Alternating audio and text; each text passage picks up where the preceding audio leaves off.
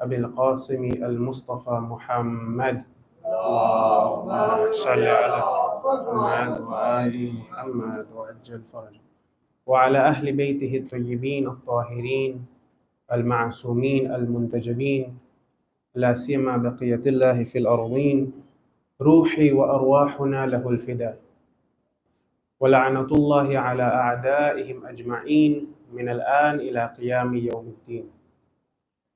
Respected scholars, my elders, brothers and sisters, Assalamu alaikum wa rahmatullahi wa barakatuh.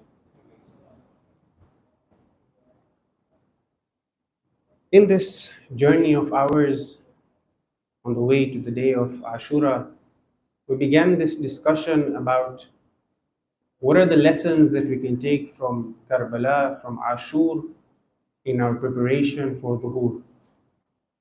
And tonight being the 8th night of Muharram, the nights are coming to an end, how Muharram has flown by like it does every year. As we approach the day of Ashur, our topics now will inshallah slowly start focusing and going towards Dhuhr. We wish to discuss about the Dhuhr of our Imam now, inshallah, and what we can do to prepare ourselves for our Dhuhr in a more concentrated manner in our discussions. So inshallah tonight and tomorrow we'll be looking at this topic of Mahdawiyah, the topic of Dhuhr of our Imam. Beginning from tonight, our topic is how do we practically become the servants and the followers of our Imam. So this is the topic we'll be discussing over the course of the next 2 nights, inshallah.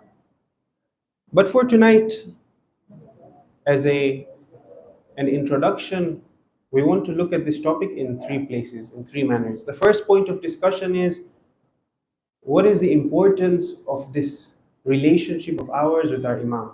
What is the importance of this Imamat? What is the importance of the Imam of our time in our relationship with him? Why is there so much emphasis on this? Number 2, we want to look at a couple of points on what we can do to prepare ourselves for our Imam. And inshallah, tomorrow we'll continue this discussion further and look into it in a more concrete manner. But for today, we want to look at 2 points. But our main focus and point of discussion will be on the 3rd segment, where we'll look at similarities that existed between the movement of Abu Abdullah in Ashura and the Dhuhr of our Imam.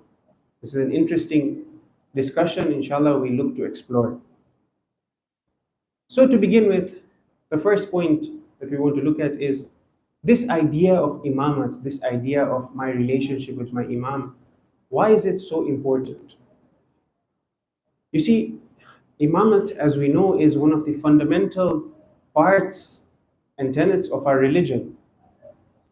And this idea of defending imamat and making sure that we have a connection with our Imam is something that we see from the time of the Prophet.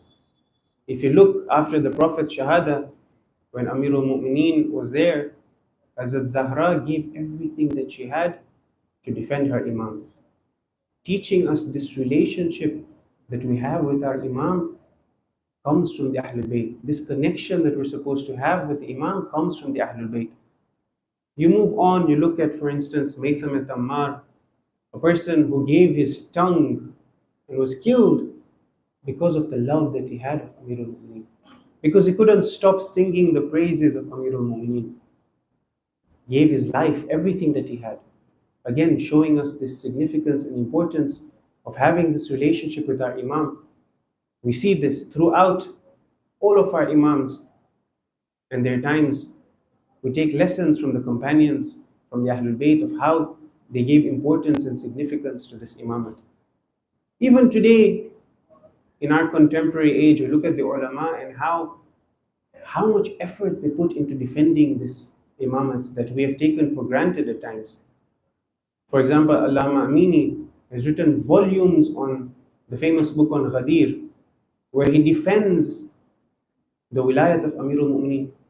Volumes he's written, his blood and sweat and indeed his ink has gone into writing books so that he can contribute to this idea of defending Imam and defending Imamat. So we understand that wilayat, imamat, these are extremely important parts of our religion and we need to defend them. But the role of our imam is not just limited to this idea of being a leader. You see, when you look at the imam and his responsibilities and his roles, there's one side where, yes, the imam is our leader, inshallah, he'll come and he'll guide us and he'll lead us towards salvation. This is one side of it. The imam makes sure that the ahkam of Allah are observed on the earth. But there's another side to the imam, that even within the ghaibat of the imam, this is an extremely important role of the imam that the imam is fulfilling.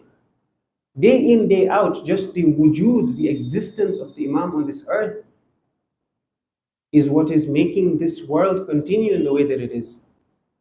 The imam, with his existence, with his being, is making sure that the world continues the way that it is continuing. He is the connecting point between us and Allah. You want to connect to Allah, you connect through the imam. Again, we explored this in one of the previous nights. We looked at Ziyarat Jamia Kabira and how Allah Himself wants us to connect to the imams. And therefore, this imam of ours, even though he's in ghaiba, a person shouldn't be fooled into thinking that my imam is passive, my imam isn't here, and there's no real significance. No, my dear brothers and sisters, this connection that we seek to make with Allah comes through the imam. The idea of tawassul as we know it. So the imam is a connecting point between us and Allah. But this imam, there are certain qualities of his. One, the imam has to be ma'soom. The imam has to be infallible, right? Number two, the imam is selected and appointed from Allah. This isn't a selection done by mankind. You and I can't sit and decide who the imam is going to be. The imam has to be on the earth. The hujjat of Allah has to be on earth at all points in time. Because as we mentioned, he has that role and responsibility of being that connection between Allah and us. Once, a person by the name of Sa'ad bin Abdullah Qummi, in the time of Ghaibat al-Sughra, he comes to the imam and he asks him, "Oh Imam, why is it that Allah is the one that chooses you? Why can't the people come together and choose the imam that's going to come? Why can't the people come and make this choice?" So the imam turns to him and he asks him and he says that, "Do you want the people to choose, are you speaking about a salih imam, a pure imam, or a fasid imam?" Because there's a difference between these two. Yes, there is the imams that we know, and then there are imams who are fasid in this world. Imam with the meaning of a leader, somebody who leads a community. There are people who are fasid and the leading communities. So which one are you talking about, O Sa'ad? Are you talking about a salih imam, or are you talking about a fasid imam? He says, "No, I'm talking about a salih imam, a pure imam, the rightful imam. Why can't the people come and decide and choose who this imam is meant to be?"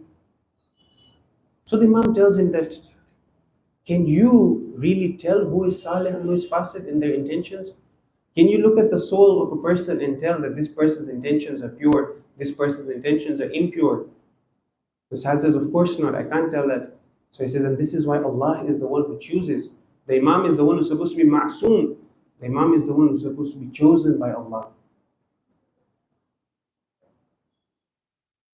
Question, how are people supposed to find out who the imam was at their time? Because when we look into history, we see that there are a lot of sects that were formed. After the 6th imam, for example, after the 7th imam, different sects were formed and they separated. How are the people supposed to tell who the next imam is? Again, you look at the riwayat and the imams themselves tell us who the imam is supposed to be, the next imam after them. This is one way. Two, the ilm-e-ghaib of the imam. The imam had knowledge of the unseen. When the imam shows you that he has ilm-e-ghaib, this is a way for you and I to discern who the imam is. And three, the ability to answer questions of the people. There are certain questions that ordinary people cannot answer. The imam is able to tell and answer. So I'll give you an incident. Once, Kamil ibn Ibrahim, a person in the time of Imam Hassan Askari alayhi salam,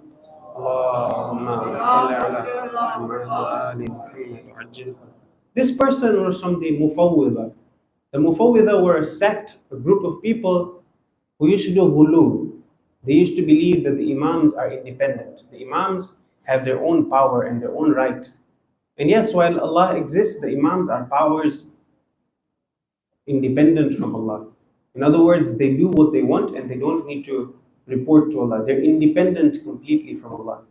So this person, Kamil, he comes to Imam Hassan Askari and he says to him that, "Oh Imam," so before he comes to him rather, on his way there, he's thinking that are these Imams truly independent? What's the reality? What's the truth?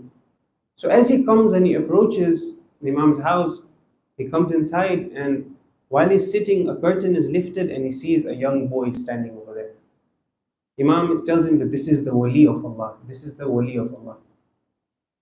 At that moment, that young boy turns to this Kamil ibn Ibrahim and he says to him that, "Oh Kamil, we only do what Allah wants from us. We only do what Allah wants from us. We don't do anything from ourselves." In other words, "Oh Kamil, that question that you have in your mind, the answer to this is that we are not independent of Allah." This idea of qulub and thinking that the Imams are the ranks of Allah, this is incorrect.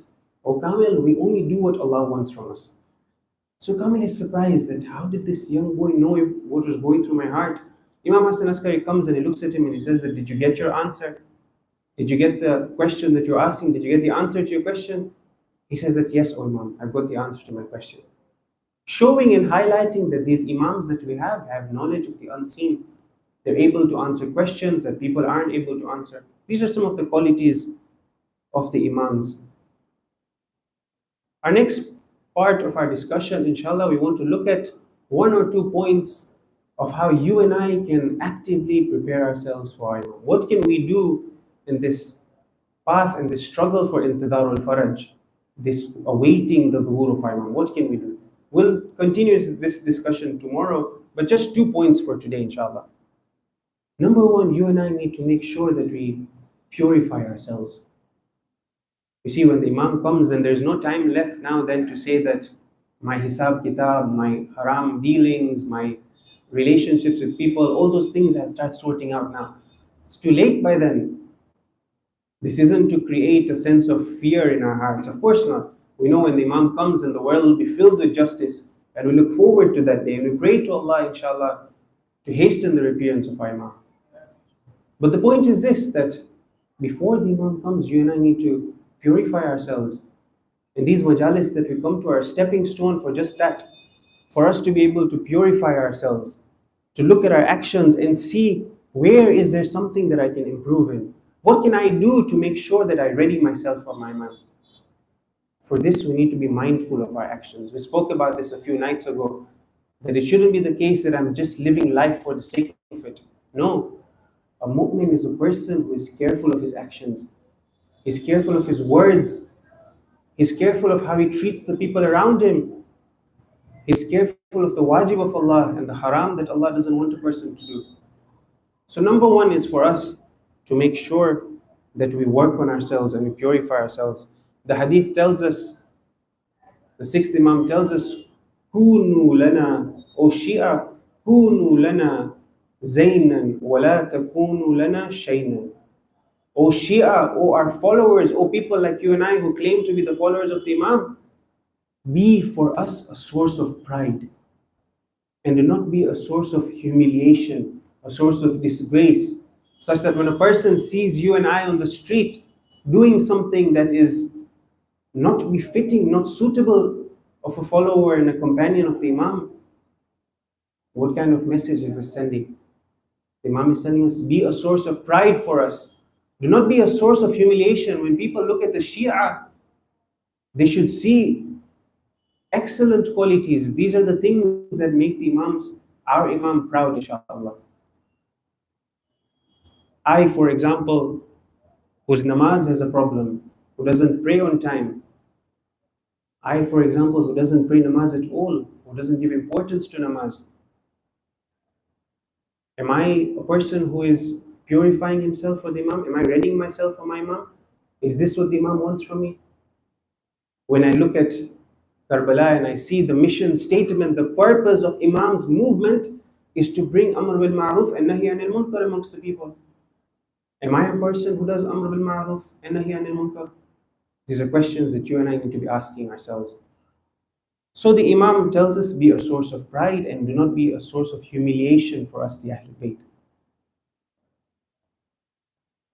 When you and I come to these majalis and we cry these tears, like we've mentioned, it's not the end. These tears are not the end goal. The goal isn't just for these tears to come out. Yes, these tears are meaningful, but it shouldn't end over there.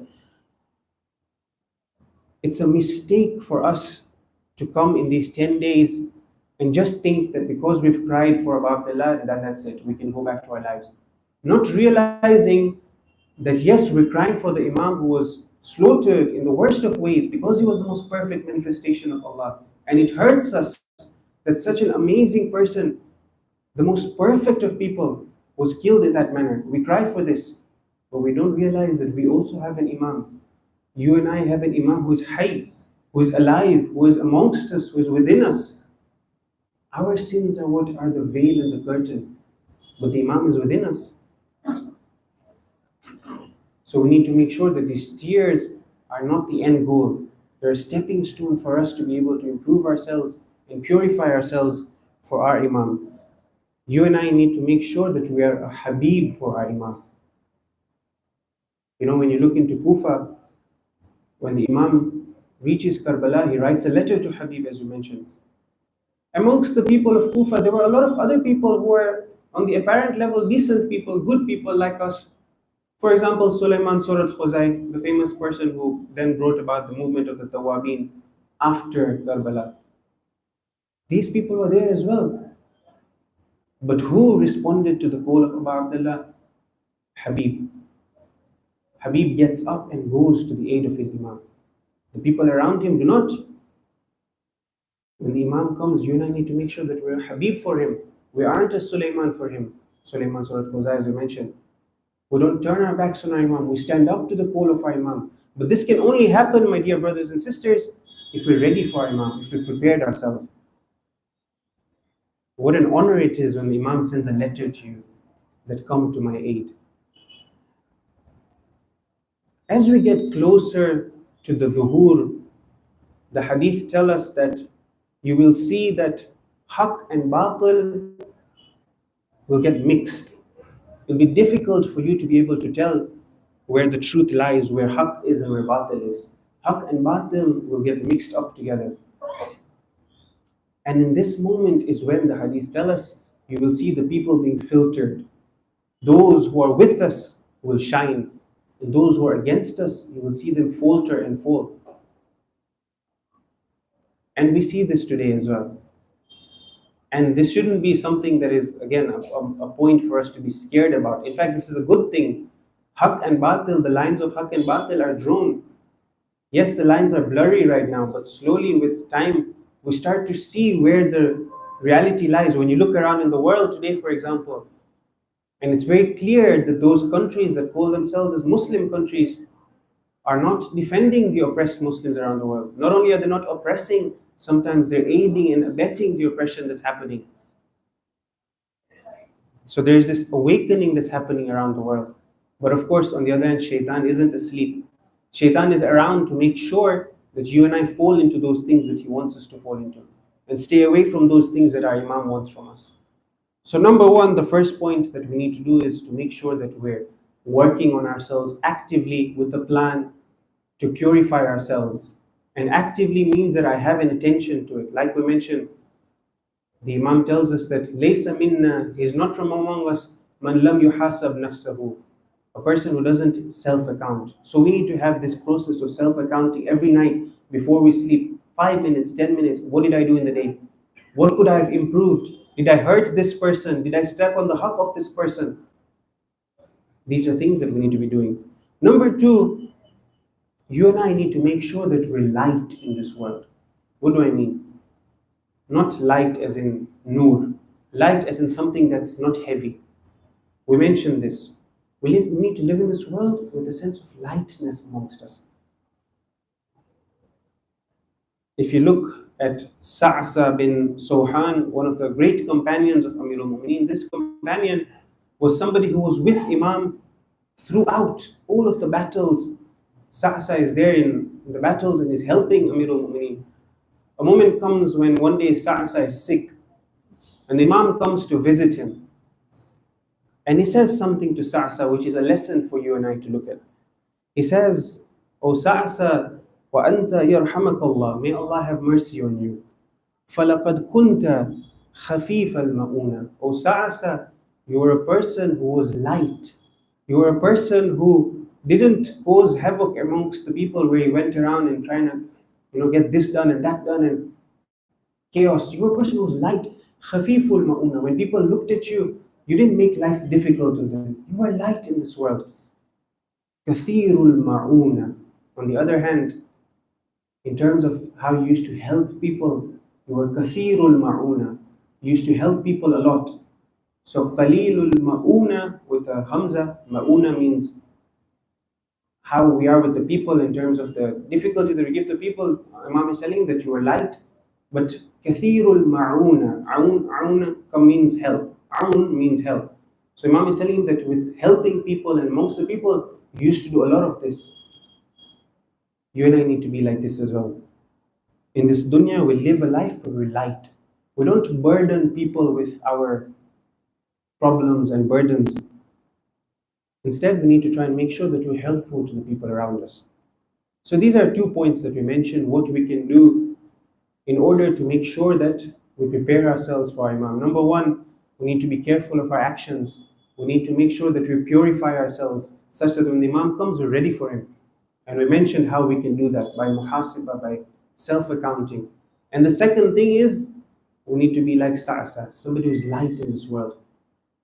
Qalilul ma'una, kathirul ma'una. Help the people around, but do not be a burden on the people.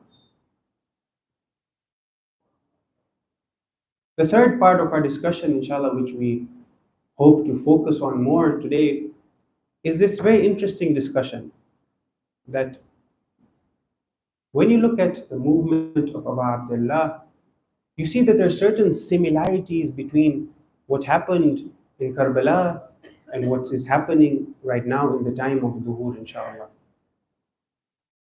There are certain things that happened then that are happening now as well, and these are lessons for us to learn. The conditions around Abu Abdullah and what was happening at that time, when we look at life today and in this struggle and path towards Dhuhr, we see that the same conditions are repeating. For example, number 1, it was difficult in the time of Abu Abdullah for people to protect and safeguard their religion. People at that time, the Kufans, for example, it was difficult for them. Life had become such that to protect that religion of theirs had become difficult. Sometimes you buy something, let's say you buy a house or you buy a car, and when you get that car, you come to realize with time that just the upkeep and the maintenance of this car and the cost that it's costing me is a lot greater than actually when I didn't have this car. This house, for example, that I have, it's more of a trouble on me than when I didn't have this house, because the service charges, the electricity bills, all of these things in this new fancy house that I have, the gardening that I need to do, for example, is more difficult when I had a simpler house. Now that I have this thing, upkeeping this thing and maintaining it is more difficult than when I didn't have it.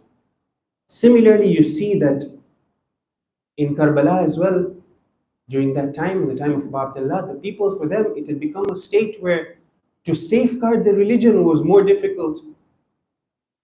And of course, this is not an excuse. We're not saying it's an excuse. We're looking at the conditions of the people around at that time and comparing it right now. You see, for example, before, and this is one of the reasons why it had become like this, where the dunya was so attractive for them that it was so difficult for them to stay on the right path. You see, when the Prophet declared Islam, in the beginning few years, the Muslims went through really, really difficult and harsh circumstances.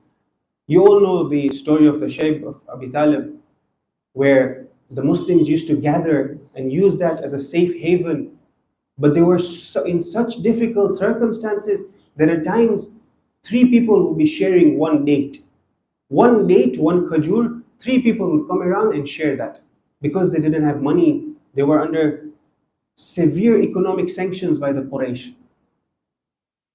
So you see that the Muslims went through this difficult period. The people outside the mosque, the poor people, the Ashab al-Suffah, they used to live in Medina. Now the Prophet moves to Medina and does hijrah. And in Masjid al-Nabi, people used to sleep outside on hard stone. They were called the Ashab al-Suffah. These difficult circumstances. When the Muslims come into Medina, the Ansar allow them to come into the houses, small, small houses. They would split them into two and say, this part for you, this part for me. So the Muslims, when they received Islam, they received it in very difficult circumstances. But what happens after the Prophet passes away?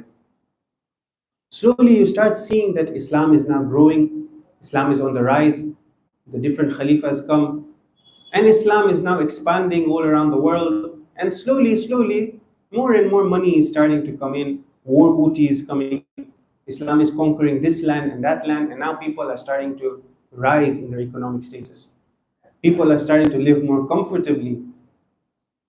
And what this leads to is that when Abu Abdullah moves towards Kufa, you find that the people were now at a state where they were so attached to this dunya that Imam says that the reason why you're doing this is because there's haram in your bellies. Meaning that your income, your lifestyles have become a lifestyle of haram.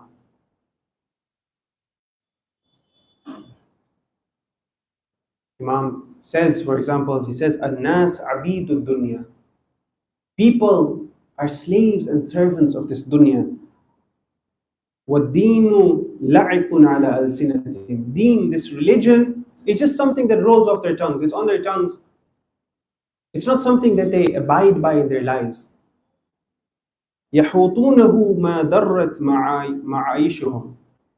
So long as deen is good and my life is progressing and I'm good, deen is with me and I'm a religious person. But فَإِذَا مُحِسُّوا بِالْبَلَاءِ قَلَّ الدَّيَّانُونَ. When difficulties and trials and tribulations come into this person's life, now those religious people are separated.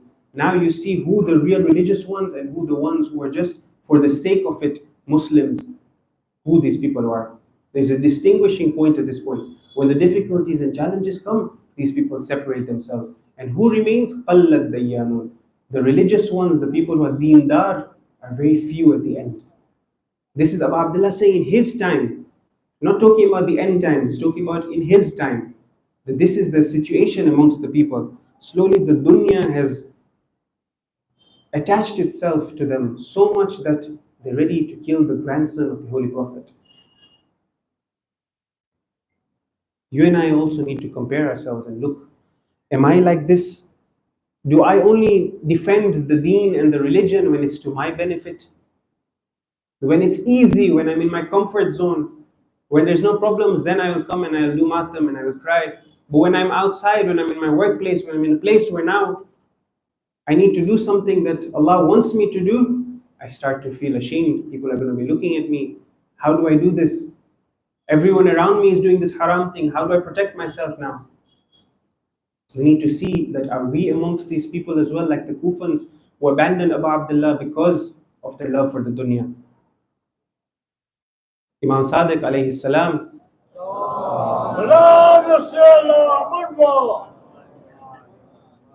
he says, Inna lisahibi hadha al-amri ghayba. When he's speaking about our 12th Imam, he mentions that there will be a time of ghayba for the 12th Imam. Al-mutamassiku fiha bidinihi kal-kharatu lil-qatab. A person who is able to hold on to his religion at that time will be like what? The Imam takes a thorn, a branch with a lot of thorns on it. He picks it up and then he touches it and he says, this is how difficult it will be for people. And he moves his hand on those thorns. And he says that in those end times, for people to protect their religion will be like this. It's as if the thorns, you're passing your hand over these thorns.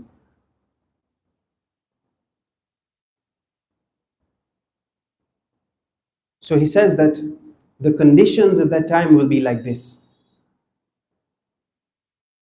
Now, when you and I look at this, we say that, Ya Allah, this is very difficult, then we're doomed, right? I mean, imagine like the Imam what is comparing it to putting your hand through thorns.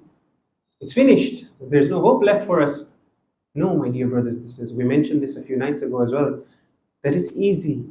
You and I need to make sure that we're abiding by what Allah wants from us, doing the wajib and staying away from haram.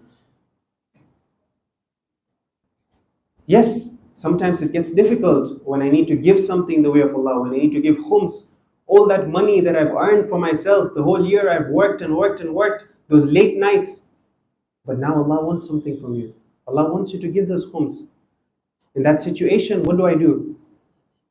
This is the Imam is talking about in different situations in our lives, in the end times, the world and the dunya will tell you that look, save up that little extra bit of money, you can go on a holiday. You can get that car that you want, for example. You can move into a better house. What do I do in that situation? So this is the first point that we mentioned, that in this time, the end times, it'll be difficult for people to safeguard and protect their religion. And we said that in Imam Hussein's time it was the same. And Imam Sadiq is telling us that in the end times, the times that you and I are living in as well, it's the same. So this is one similarity between then and now. Number two, we mentioned this earlier, haqq and batil will be mixed. Haqq, truth, and batil, falsehood will be mixed. And at this point, there's no sitting on the fence anymore. There's no saying that, I'm not here and neither am I there. Neither am I here nor am I there. I'm sitting on the fence, I'm in the middle. There is no sitting on the fence here. Haqq and batil, when it's mixed, we need to make a stance. Where do you and I lie on this line? Again, when we look at Ziyarat Ashura, for example, just to emphasize this point, that there's no middle ground, there's no saying that I'm not going to be with those oppressors and these people, but at the same time, I don't need to make my voice heard, I don't need to be vocal about it, I don't need to do something about it. We look at Ziyarat Ashura and we say, لَعَنَ اللَّهُ أُمَّةً سَمِعَتْ بِذَلِكَ فَرَضِيَتْ بِهِ. Yes, we send la'an on Shimr and Yazid and Ibn Ziyad and all these people. But then Ziyarat Ashura is teaching us that salam, rather la'an and curse on those people who heard what happened to Abu Abdullah, but they were quiet about it. They didn't do anything about it. A very big chunk of people went away from Kabalah on the path when Imam Hussein is going there, and Imam comes to them and says to them that come with us if you want to reach this salvation. They said that, oh Imam, I'll give you my horses, I'll give you my weapons, but you excuse me, I don't want to be involved. I'm not going to go in Umar Sad's army, but at the same time I don't want to be killed. I have little children, I have this property, I have that. Imam says, no, I'm not in need of these things from you. I need you. I don't need your swords, I don't need your weapons, I don't need your horses, I need you. So batil is batil, there is no middle ground between these two. The Quran tells us, فَمَاذَا بَعْدَ الْحَقِّ إِلَّا الضَّلَالِ. After haqq, there's nothing but dhalal and batil. It's not like from here to here is batil and then there is a bit of gray area and then we reach haqq. No, it's haqq and batil. Where do you and I stand in this? Is the question we need to ask ourselves. And in the Imam's time as well, our Imam, we recite this in Dua Iftitah. We say, Allahumma inna narghabu ilayka fi dawlatin kareema tu'izzu biha al-islam wa ahla wa tudhillu biha al-nifaq wa ahla. We make this dua every night in the month of Ramadan that, Allah, we want our Imam to come. But what's the Imam going to do when he comes? The Imam is going to put aside nifaq, put aside kufr, all in one camp. There's no munafiqeen here, kufr here, and then, for example, Muslims and those people who are decent people. You have nifaq in your heart, you're going to be put aside. You have this hypocrisy in your heart that's such that when people see us, we pretend to be very good people, but then when we're behind closed doors, then we get up to no good. These are lessons for you and I to keep in mind. Inshallah, Allah gives us the tawfiq to act upon Islam and to not have this nifaq within our hearts. This nifaq is an extremely dangerous enemy. It's very subtle, right? The hadith tell us. It's very subtle. You won't even realize when it's happening. Often we make excuses for ourselves that when we want to show off, or when we're doing something, but we know that we aren't really subscribing to that which we're showing to the people, we make excuses for ourselves. I'm doing this so that the people can learn. Baba, people can learn, but what about you? What about yourself? This nifaq is very subtle. And if we're not careful of it, it engulfs us completely. So this is one point to keep in mind as well. Number three, another comparison and similarity that existed in Abu Abdullah's time and today in the end times, in these times as we go towards the dhuhr of the Imam, is that people at that time, they used to use deen and religion as a source to justify their actions in their enmity towards their Imam. For example, you see when Abu Abdullah is on his way to Kufa and when he reaches Kabalah, and even after, you see Yazid and Ibn Ziyad and these people, they had one thing that they would keep on saying. They had a propaganda that they'd made up against Imam Hussein. They would say that there is a hadith that exists from the Holy Prophet where he says that if you find people who are causing and creating mischief and creating ikhtilaf within my ummah, then turn your swords towards them. This is the thing that they would keep on saying. When people would say, but this is Hussein ibn Ali, this is the grandson of the Prophet, this is what Yazid would say and justify his action. Using deen, using a hadith, a Nabawi hadith against the grandson of the Holy Prophet himself. Saying that what? That the Prophet is telling us, when someone is causing mayhem and causing ikhtilaf amongst the ummah, then we need to turn our swords to him. And this is what Hussein is doing. Look around you, everybody is happy, life is going on, everybody has given bay'ah except for this person. Look, there's unity amongst the Muslims. What are you standing up for? Using deen and using the Prophet's own words against Abu Abdullah. Of course, it's misunderstood what this hadith is speaking about.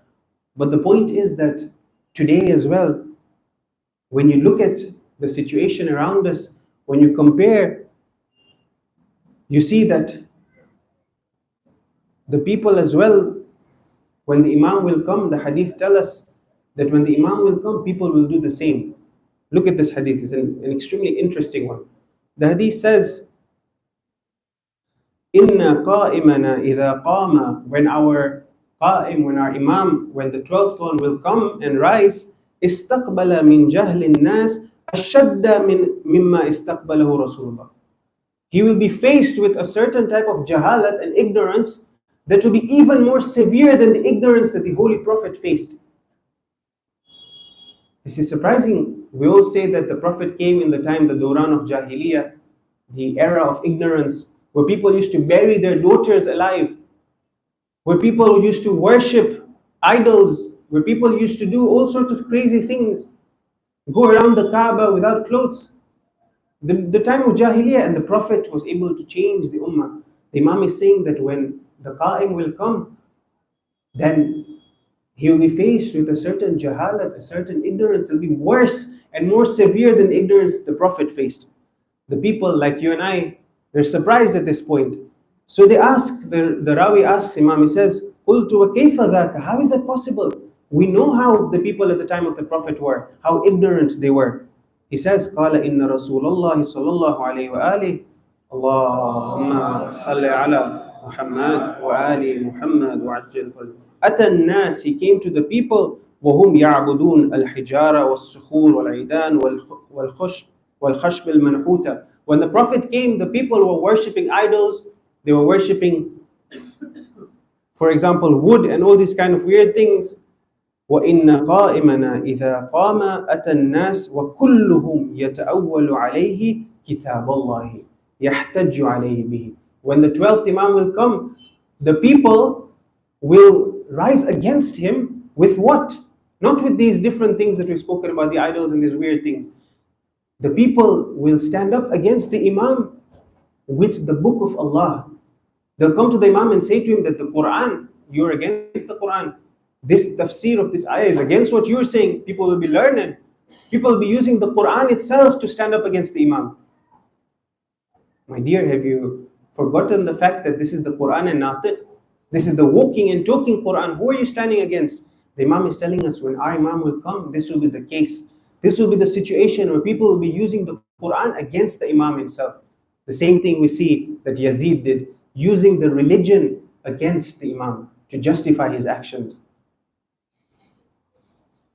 The next similarity that we see is that when the Imam comes, people will start spreading doubt and fear and create these doubts amongst the people around. And you see this, let's compare with Abu Abdullah's time. During his time, the people used to use this idea of jabr and predestination to justify their actions. Yazid, very clearly, when he was told that, Yazid, this isn't correct, he would say that Allah wants me to be here. In other words, everything that happens in this world, Allah wants it to happen. And because I'm here right now, Allah wants me to be here in this seat. But you aren't qualified. Well, it doesn't matter because Allah wants me to be here. And this is a way that they used to brainwash the masses and the people by trying to convince them that there is a certain predestination that exists. Allah decides what happens in this universe. You and I don't have any ikhtiyar. We do not have any free will in this world. And people were fooled by this, that yes, it's correct. If Allah didn't want them, Yazid wouldn't have been here. Right? This was one tactic that they would use and one kind of doubt that they would sow in the minds of the people. Another thing they would say is that Imam is out to create mayhem. He's creating chaos in the society. This is what the Imam is doing. Look around. He's disrupting peace amongst the people. And you see how this worked, because after Kabalah, when the caravan of Abu Abdullah comes to Kufa and Sham, there's people around in Kufa who were there at the time of Amir al-Mu'mineen. But because they've been so brainwashed that they don't understand, and they think that this is a caravan of people who are prisoners, people who try to create havoc within the society and try to disrupt the peace. Again, in our Imam's time as well, the time of our Imam, you see that people will be spreading doubts. The hadith tell us about this. They spread doubts about Mahdaviya. They bring hopelessness amongst people.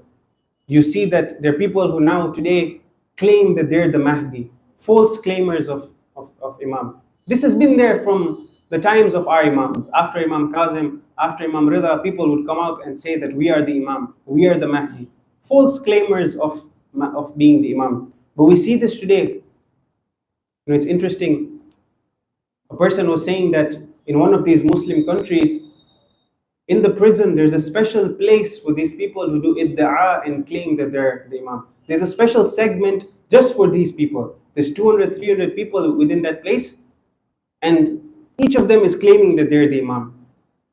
They're looking at each other and claiming that they're Imam. Look, some people we understand, maybe they have some illnesses, maybe they're mentally unstable. But people today who come up and claim that they're the Imam, and maybe you've seen people like this, claiming that they're the Imam. Ridiculous claims. You look at his life, this is nowhere close to anyone, like a normal mu'min even is better than you. What are you talking about? What are these claims that you're making? So this is something we see that in the time of Yazid as well, they used to use doubts to spread these doubts amongst the people. And today as well, we see during the time of the occultation, in this time of ghaiba, we see that there's people who are claiming that they are the Imam and spreading doubts. You and I need to be careful not to fall into these traps.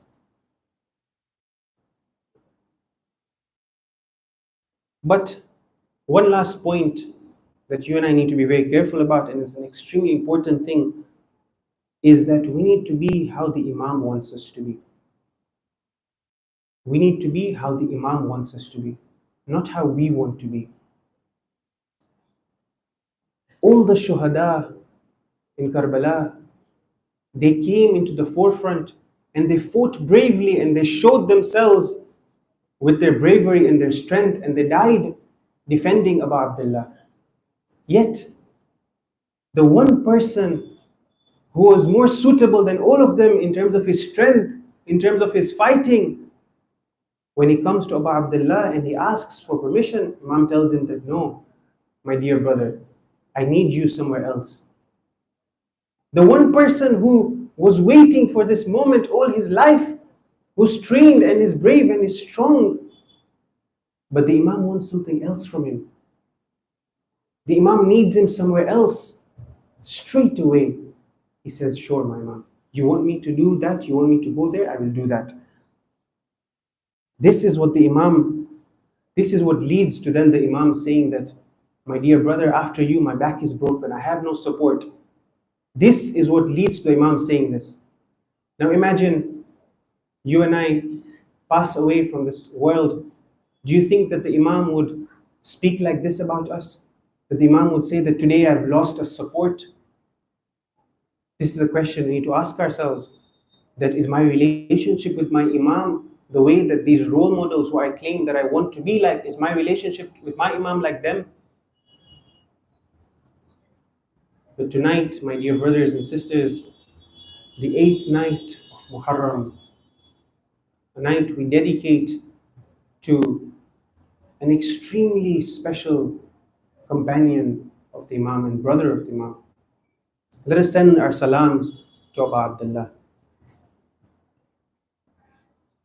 Assalamu alayka ya Aba Abdullah وعلى الأرواح التي حلت بفنائك عليك مني سلام الله أبدا ما بقيت وبقي الليل والنهار ولا جعله الله آخر العهد مني لزيارتكم. All together. السلام على الحسين وعلى علي بن الحسين وعلى أولاد الحسين وعلى أصحاب الحسين. The Maqtal says, لما رأى وحدته أتى أخاه. When he sees his brother all alone, he takes the opportunity to approach him. وقال يا أخي هل من رخصة. Oh my dear brother, do you grant me permission to go out and fight for you? فبكى الحسين بكاء شديدا. Abu Abdullah begins to cry profusely.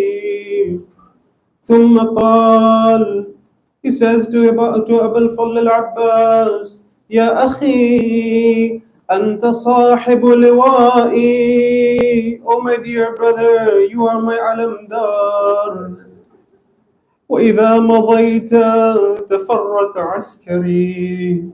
O Abbas, when you go, there will be nothing left of my army. But O Hussein, where is this army? Abbas is Hussein's whole army, one man. Abu al-Fadl Abbas turns to his Mawla and he says, قَدْ ضَاقَ صَدْرِي. Oh my Mawla, my chest is constricted now, I'm finding it difficult. I say, oh Abbas, you weren't there a few hours later. Hussein's chest also got heavy, but when he looked up, it was Shimr sitting on his chest. وَسَئِمْتُ مِنَ الْحَيَاءِ. Abu al-Fadl goes on, oh my Mawla, I'm tired of this life. Allow me to go out and sacrifice myself for you. وأريد أن أطلب ثاري من هؤلاء المنافقين. Oh my brother, grant me permission. I will show you how I will send these munafiqeen to the fire of hell. All his life, Abbas has been training. He's been waiting for this moment. But Abu Abdullah turns to him and he says, no, my dear brother. Instead, فَاطْلُبْ لِهَؤُلَاءِ الْأَطْفَالِ قَلِيلًا مِنَ الْمَاءِ. Oh Abbas, go and get a little bit of water for these little children. Abbas heads out. He starts to admonish the enemies. He starts telling them. He sees that there is no benefit. So he comes back to Abu Abdullah and he says that, oh my brother, they do not listen. But do you know what Abbas hears at this moment when he comes back? فسمع الأطفال ينادون العتاش العتاش. Abbas hears the little children crying out, Al-Atash, Al-Atash, the thirst is killing us. He goes out to the battlefield, but as he approaches, the enemies start firing arrows towards him. But this is the son of Haydar. This is the son of Amir al-Mu'mineen. This is the son of the defender of Khaybar. He goes out and is able to get through the arrows until he reaches the Furat. فَلَمَّا أَرَادَ أَن يَشْرِبَ غُرْفَةً مِنَ الْمَاءِ. When Abbas sees the water, he lifts a little bit of water in his hand, but something happens in this moment. ذكر عطش الحسين وأهل بيته فرمى الماء. He remembers the thirst of Abu Abdullah. He remembers the thirst of the children of Abu Abdullah. He fills the mushk with water and he puts it on his right shoulder. Abbas is now heading towards the tents of Abu Abdullah. On his way, as he's getting there, فَقَطَعُوا عَلَيْهِ الطَّرِيقِ. They block the path. وَحَاطُوا بِهِ مِنْ كُلِّ جَانِبٍ. The enemies come all around him and block him. They surround him. Abbas Jan, they blocked your path. But one day they blocked the path of your mother too. It's true that there weren't 4,000 people there, but one day Zahra was all alone too. Abbas begins fighting the enemies of Allah until a moment comes when the enemy strikes his right arm. At this moment, فَحَمَلَ الْقَرَبَةَ عَلَى كِتْفِهِ الْأَيْسَرِ. He moves the mush to his left arm, but the mal'oon doesn't suffice. He turns to the left arm of Abu al-Fadl al-Abbas and strikes his left arm too. But Abbas doesn't lose hope. فَحَمَلَ الْقَرَبَةَ بِأَسْنَانِهِ. He takes the mush to his teeth. The Rawi says when they struck his arms and they cut them, Abbas was not hopeless. He kept going. He had the mushk now between his teeth. But Allahu Akbar, do you know what happens next? فجاءه سهم فأصاب القربة وأريق ماؤها. The arrow strikes the mushk and the water spills to the ground. O water, remain loyal to the master of loyalty. The Maktal says, فَوَقَعَ الْعَبَّاسِ مُتَحَيِّرًا. Abbas is stuck here now. He doesn't know what to do anymore. How will he return to the little children of Hussein? With what face will Abbas look into the eyes of Sakina? But as if this wasn't enough, ثم جاءه سهم آخر فأصاب صدره. The enemy takes an arrow and strikes it on the chest of Abu al-Fadl al-Abbas. فانقلب عن فرسه. Abbas falls onto the ground. Oh, how you two brothers are similar. He falls onto the ground like his Mawla will fall in a few moments. وصاح إلى أخيه الحسين. Abbas calls out to his Mawla, أدركني. Come to my aid, my dear brother. When Imam sees Abbas in this state, فَبَكَى. He begins to cry and he comes to Abu al-Fadl al-Abbas. And as Abbas in his final moments, Imam calls out, Al-an inkasara dhahri وقلت حيلتي. Oh Abbas, now my back is broken. Now Hussein has no support after you. Oh brother, rise, why do you lay so still?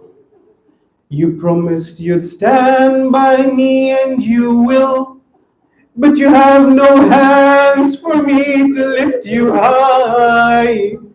Still I whisper to you, oh my moon, don't die. Can you be my alamdar once again?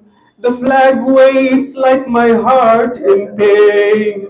These children, they no longer cry for the stream. They whisper your name in every dream. Can you be their saqa once more?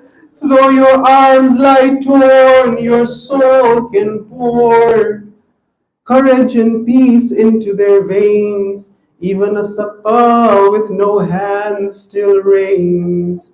Even a saqa with no hands still reigns.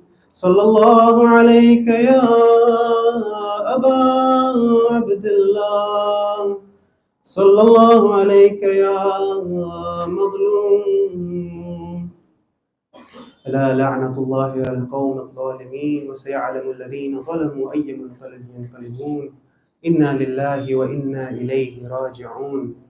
We pray to Allah to make us amongst the choicest of companions of our 12th Imam. We pray to Allah to grant victory, a complete victory to all of the mu'mineen suffering all around the world in different places. And we pray to Allah to hasten the appearance of our 12th Imam. رحم الله من قرأ الفاتحة مع الصلوات. We will inshallah be reciting Ziyarat Waratha.